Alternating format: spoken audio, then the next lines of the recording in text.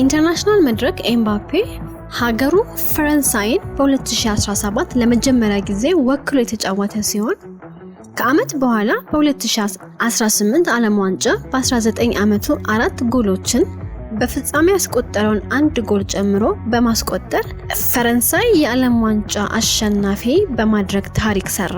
ከብራዚላዊ ኮከብ ፔሌ ቀጥሎ በዓለም ዋንጫ ፍጻሜ ጎል ማስቆጠር የቻለ በእድሜ ትንሹ ተጫዋች ያደርገዋል።